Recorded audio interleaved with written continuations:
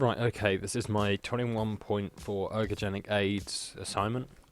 Basically, I'm going to be going through all the different kinds of ergogenic aids and the organisations that surround these. Right, so these, first of all, are the organisations. These sort of prevent, or aim to prevent, all forms of illegal ergogenic aid, so drug using within sport. World Anti-Doping Organisation, or WADA, as you see their logo on the screen at the top there. Basically, they patrol, they run tests on professional athletes at big sporting events in order to test them, to check if there are any illegal substances within their body. So basically it's sort of a constant fight between, well, not fight, a battle or sort of thing between WADA and some of these athletes that are trying to get the edge on their competition illegally. Okay. The next one is UK Anti-Doping, or UCAD. This is basically an organisation that goes around within the UK to young people, young athletes, as they starting to get to sport, explains the dangers of taking these drugs, taking these substances, and using all these illegal ergogenic aids in order to try and gain advantage. So sort of the consequences of these and why you wouldn't take them. Okay. Moving on to the 5 types of ergogenic aid.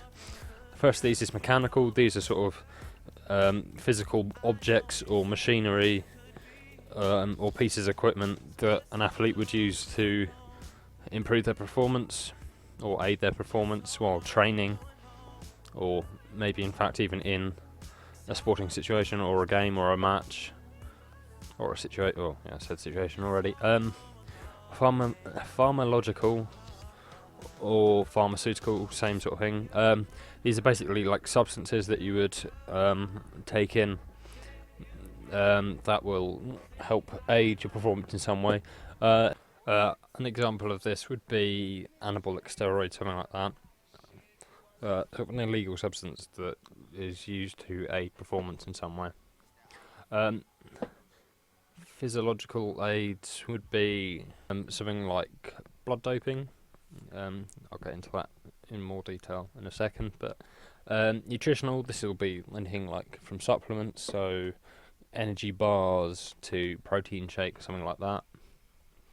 And then psychological is anything ranging from like music that will influence your mood up to something like yoga. Okay. Right, so moving on to the first one, mechanical. So hypoxia mask. These are basically masks that simulate being in hypoxic conditions, so at altitude. They do this by limiting like the airflow that the participant or the person wearing the mask can get. As you can see through the tiny vents on the front, they only allow a specified amount of air in. These vents are sort of interchangeable, so you can choose how much oxygen or air you're getting in. Some advantages of this are that they're obviously a lot cheaper than actually flying to a country that has the same or similar conditions to just wearing this mask. So flying somewhere such as Africa that will have, in high altitude, that will have low levels of oxygen, so something like that. They're quite portable, and you can just use them wherever you can carry them around, because they don't weigh much, and they're quite small as well, so you can pack them away quite easily. Disadvantages: these don't obviously give the full effect of training at altitude, as these effects will become reversible as you're not constantly experiencing this. So say you do an hour training session wearing this mask, you then take the mask off, obviously, go do other things and wait till the next day to training.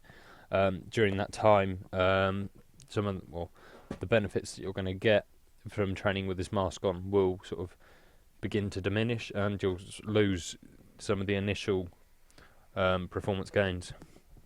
Another thing is that they obviously you might feel a bit uncomfortable wearing it because it's limiting the amount of oxygen you can actually breathe in, or should I say the amount of air that you can breathe in.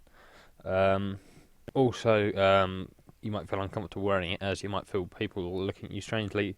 I know it's sort of a silly thing to talk about, but you might feel like you're being judged by everyone because you're wearing a strange-looking mask. Say you went to the gym and you were wearing it, you might just feel like socially uncomfortable wearing it. I don't know, something like that. Moving to pharmacological ergogenic aids. These are basically substances that are made in order to, I suppose, aid performance. These are things such as anabolic steroids. These are normally drugs that are created in order to gain an advantage. Anabolic steroids are basically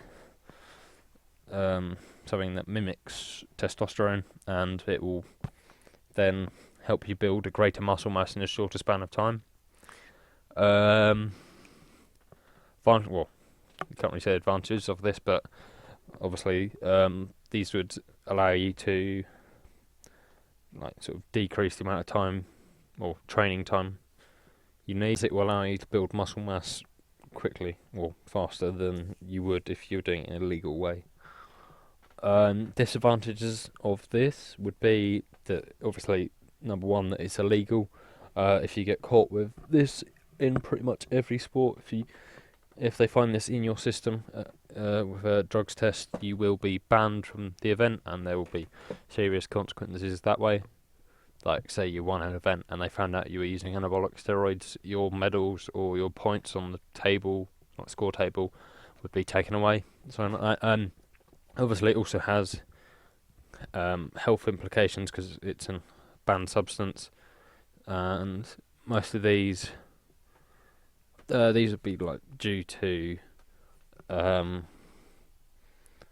not knowing exactly what you're taking. As say you were being trained by a coach that was also fully aware of the substance, they might be giving it to you in greater doses, trying to make you improve faster than you actually can, something like that. So this could, obviously, you could have an overdose of anabolic steroids or something like that. Right, moving on to physiological aids, ergogenic aids. Blood doping is basically when you take blood out of the body, store it somewhere, obviously in the correct conditions to store blood to keep it alive and healthy. Then you would wait for a certain amount of time for the body to then compensate for the fact that the amount of blood has been drawn out of the body, and will replenish the red blood cells and hemoglobin, sort of thing, and make more blood. Then this blood is then put back into the body just before an event, something like that. This obviously is a great issue within, or has been known to be a great issue within road cycling. Advantages of this is it allows you to gain the same effects that you would get from training at altitude for a long period of time, as that would also build up the amount of red blood cells that you have, as you have a limited amount of oxygen, so you have to be able to transport as much of that around the body to work your muscles as you possibly can. So by having more red blood cells, it allows you to use a great amount of oxygen. Disadvantages of this: it's got major health risks, as this blood, once it's been taken out of the body and then put back into the body, it can its viscosity can increase when it's put back into the body, and it can cause heart attack, things like that, as it can block up arteries and the blood veins, things like that. Also, this is illegal, so the legality of this is a disadvantage, because if you get caught blood doping, you will, such as Lance Armstrong, he got 7 medals removed, or 7 titles removed from him due to the fact that he was found out to be a blood doper. They just test this by measuring for all sorts of things, such as trace amounts of plastic in your bloodstream that would be from the container that the blood had gone into. Then moving on to nutritional. These are sort of things that will aid your performance. So supplements, gels, things like that. So one here is protein shakes. Advantages of this is it allows you to recover quickly or quicker after a training session, as it helps you build up or repair your muscles, as protein is the key ingredient to muscles and how they repair. So these are great for training because it allows you to train more regularly, as you can repair your muscles faster. So this will then allow you to train more regularly, as you don't have to wait such long periods of time between training to allow your body to recover. Disadvantages are that these are quite expensive, I guess you could say, as a tub shown on the screen. Any one of those at that size would cost, I don't know, £42, something around that, and or upwards of that. And these are only good for like 32 servings, so that's only 32 training sessions. So you can get through that quite quickly. This will basically, it just could be rather expensive overall. Another disadvantage, or you can take too much and it can make you ill. It can cause bowel problems and things such as that because you're having an overdose of protein.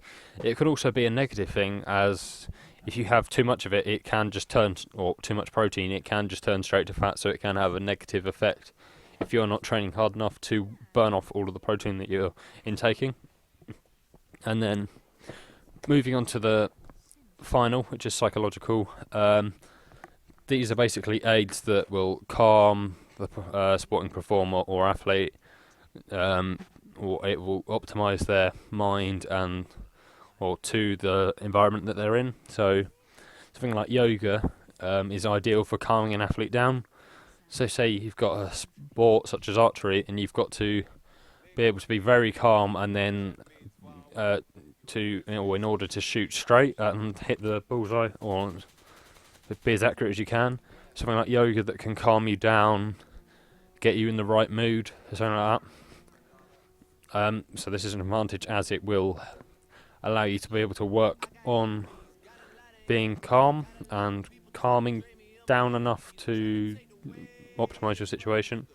I guess disadvantage of this would be that something like yoga, you can't take part in yoga straight before your event, as it just be impractical. Like say you're playing football, you can't just, well, someone on the sideline can't just sit there and start doing yoga just before they go onto the pitch, or they can't do yoga just before they're about to